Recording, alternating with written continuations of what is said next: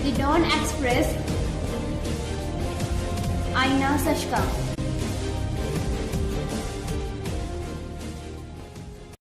मैं Jagdish Tiwari the Dawn express में आपका स्वागत है। आशा है आप सब सुखी व स्वस्थ होंगे। आज 21 जून को 2020 का पहला सूर्य ग्रहण लगने जा रहा है, जो अपने आप में अनोखा है, क्योंकि 100 साल में ऐसा दूसरी बार हो रहा है जब ऐसा सूर्य ग्रहण लग रहा है जिसका असर पूरी दुनिया पर होगा। 21 जून को लगने वाला ग्रहण कुंडलाकार ग्रहण होगा, जिसमें सूर्य वाल्याकार दिखाई देगा। भारतीय समयानुसार ग्रहण सुबह 9:15 पर शुरू होगा और दोपहर 3:04 पर खत्म होगा। दोपहर 12:02 पर ग्रहण अपने चरम पर होगा। हालांकि भारत में ये सुबह करीब 10:13 से शुरू होकर दोपहर 1:29 तक रहेगा। भारत में सूर्य ग्रहण का सूतक काल 20 जून शनिवार को रात 10:20 से शुरू हो जाएगा। देश के अलग अलग हिस्सों में ये अलग अलग वक्त पर दिखाई देगा। खास बात यह है कि ये पूर्ण ग्रहण होगा, यानी सूर्य, चंद्रमा और पृथ्वी एक सीधी रेखा में होंगे और चंद्रमा की स्थिति सूर्य के बिल्कुल बीच में होगी। ऐसी स्थिति में जब ग्रहण चरम पर होता है तो सूर्य किसी चमकते हुए कंगन या अंगूठी की तरह नजर आता है। कुरुक्षेत्र के इतिहास में पहली बार कोरोना वायरस की वजह से सूर्य ग्रहण मेला का आयोजन नहीं किया जाएगा। आदिकाल से चली आ रही यह परंपरा कोरोना वायरस के चलते जन कल्याण के लिए रोक दी गई है। इस बार कुरुक्षेत्र के ब्रह्म सरोवर में आम जनता को डुबकी लगाने की अनुमति नहीं है। हालांकि अखाड़ों के प्रतिनिधियों व साधु संतों को औपचारिकता के तौर पर ब्रह्म सरोवर व सन्निहित सरोवर में पवित्र स्नान व पूजा का समय दिया गया है। यहाँ विश्व शांति कल्याण के लिए ब्रह्म सरोवर पर पूजा अर्चना का एक छोटा सा कार्यक्रम किया जाएगा। इस सूर्य ग्रहण को भारत में आराम से देखा जा सकेगा। इस सूर्य ग्रहण का नज़ारा 25 साल पहले अक्टूबर 1995 में लगे ग्रहण की तरह ही होगा, जब दिन में ही अंधेरा हो जाएगा। पक्षी रात समझकर अपने अपने घोंसलों में चले जाएंगे।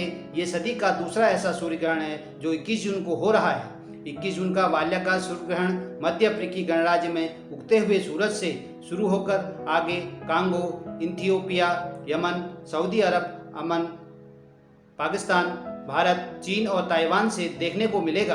यह दक्षिण प्रशांत महासागर में शाम को समाप्त होगा। इससे पहले 2001 में 21 जून को सूर्य ग्रहण हुआ था। वहीं अगली खबर, आज अंतर्राष्ट्रीय योग दिवस पर प्रधानमंत्री श्री नरेंद्र मोदी ने राष्ट्र को संबोधित किया। प्रधानमंत्री नरेंद्र मोदी ने लोगों से इस बार अपने घर में ही योग दिवस मनाने का अनुरोध किया। लेह में योग दिवस पर आयोजित होने वाले विशेष कार्यक्रम को रद्द कर दिया गया है। इस कार्यक्रम में प्रधानमंत्री नरेंद्र मोदी को हिस्सा लेना था। वैश्विक महामारी कोरोना वायरस की वजह से हमें सोशल डिस्टेंसिंग का विशेष ध्यान रखना है। हम असाधारण समय में छठे योग दिवस को चिन्हित कर रहे हैं। पीएम मोदी ने आगे कहा कि कोरोना युग में निवारक स्वास्थ्य सेवाओं पर ध्यान अधिक मजबूत होगा और यही वजह है कि आने वाले वक्त में योग और भी अधिक लोकप्रिय हो जाएगा।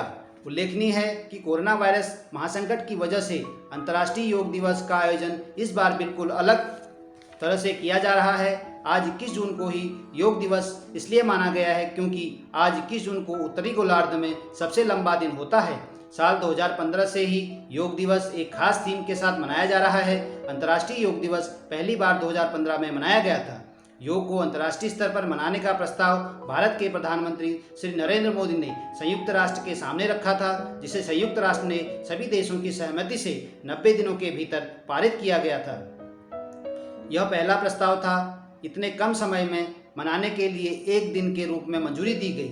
सरकार पहले ही स्पष्ट कर चुकी है कि इस बार कोरोना वायरस की वजह से योग दिवस पर बड़ा आयोजन नहीं होगा। 21 जून को लोगों से डिजिटल योग करने की अपील की गई। इस वर्ष की थीम है घर पर योग, परिवार के साथ योग। इसके साथ ही सरकार की तरफ से एक मोबाइल ऐप लॉन्च किया गया है। इस ऐप का नाम माई लाइफ माई योगा दिया गया है। प्रधानमंत्री नरेंद्र मोदी ने मन की बात में एक प्रतियोगिता की घोषणा की थी, जिसके तहत इस एप्लीकेशन को लॉन्च किया गया है। अंतर्राष्ट्रीय योग दिवस पर भारतीय जनता पार्टी के सभी पार्टी कार्यकर्ताओं से आह्वान किया कि कार्यकर्ता अपने अपने घर पर ही योग करें व समाज के विभिन्न वर्गों को भी अपने अपने घरों पर योग करने के लिए प्रेरित करें। योग दिवस कार्यक्रम के सफल आयोजन के लिए प्रदेश प्रवक्ता विनय रोहिल्ला को प्रदेश समन्वयक बनाया गया है। अगर योग की बात करें तो योग भारत ज्ञान की 5000 वर्ष पुरानी विरासत है, जिसके प्रणेता महर्षि पतंजलि को माना जाता है। योग साधना में जीवन शैली का पूर्ण सार समाहित किया गया है।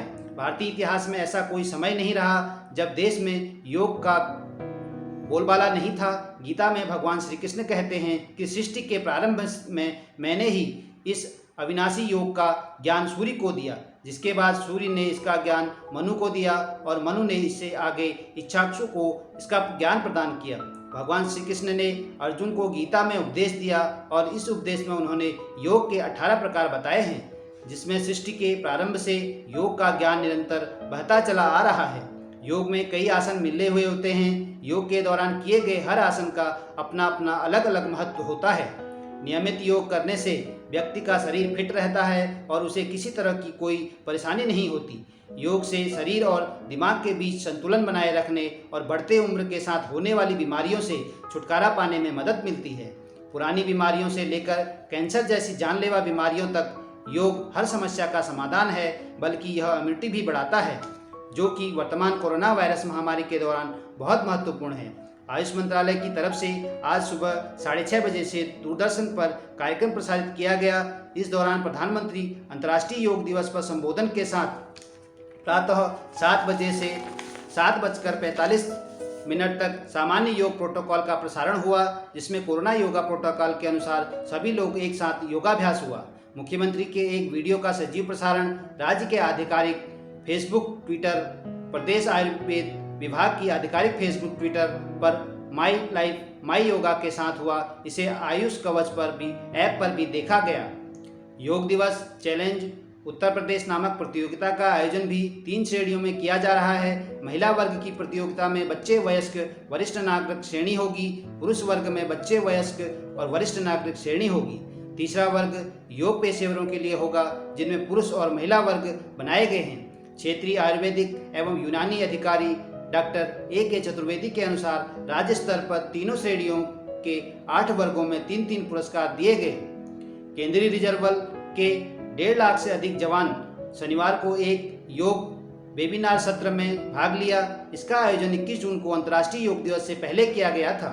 अधिकारियों ने यह जानकारी दी। CRPF का एक प्रवक्ता ने बताया कि वेबिनार का फेसबुक, यूट्यूब और उपग्रह आधारित एक आंतरिक प्लेटफॉर्म पर सीधा प्रसारण किया गया, ताकि इसकी पहुंच CRPF कर्मियों के परिवारों तक भी हो सके। भारत से मेनू मार्केट ने इस बार वर्ल्ड रिकॉर्ड बनाने के लिए योगा दिवस को चुना है। मीनू मार्केट क्लब के नाम से ऑनलाइन कम्युनिटी चलाती है। इस बार 21 जून को लार्जेस्ट ऑनलाइन योग क्लास फॉर वीमेन की शुरू की। मीनू का टारगेट है कि आधे घंटे के इस ऑनलाइन क्लास में 8000 महिलाओं को जोड़कर वर्ल्ड रिकॉर्ड बनाना है। इसके बाद उनका नाम Limca book of world record में दर्ज हो जाएगा। द हिंदू की एक रिपोर्ट के मुताबिक रूस ने कहा कि भारत और चीन के बीच विवाद जल्द हल होने में रूस का हित है। अखबार ने रूस के राजनीतिक सूत्रों के हवाले से लिखा है कि रूस ने पर्दे के पीछे से भारत और चीन के बीच तनाव कम करने की मुहिम शुरू की है। रूस, चीन और भारत के बीच मंगलवार को एक वीडियो वार्ता भी होनी है, जिसमें भारत के विदेश मंत्री S जयशंकर और चीन के विदेश मंत्री वांग शी शामिल होंगे। रूस के ये राजनयिक पहल 17 जून को शुरू की थी, जब रूस के उप विदेश मंत्री इगोर मार्गेलोफ ने क्षेत्रीय सुरक्षा पर चर्चा करते हुए भारत और चीन के बीच लाइन ऑफ एक्चुअल कंट्रोल पर भारत के रूस में राजदूत डी बाला वेंकटेश वर्मा से बात की थी। द इंडियन एक्सप्रेस की एक रिपोर्ट के मुताबिक चीन की हिरासत में आने वाले भारतीय सैनिक हिंसक झड़प के बाद अपने अड्डे की ओर लौटते समय रास्ता भटक गए थे। वहीं अगली खबर, पुरी में रथ यात्रा को लेकर सुप्रीम कोर्ट में नई याचिका दायर की गई है। याचिका में रथ यात्रा पर रोक के आदेश को वापस लेने की मांग की गई है। याचिका में कहा गया है कि जगन्नाथ रथ यात्रा को केवल पुरी में निकालने की इजाज़त मिले। आग्रह किया गया कि यह यात्रा निकलने और पूजा के लिए लाखों लोगों को नहीं, केवल 500-600 लोगों को इजाज़त मिले, जो कोरोना संकट के मद्देनज़र जारी बचाव संबंधी गाइडलाइन और आपसी दूरी का पूरा ख्याल रखें। साभार, डेली हंट, डेली होम। धन्यवाद। The Dawn express.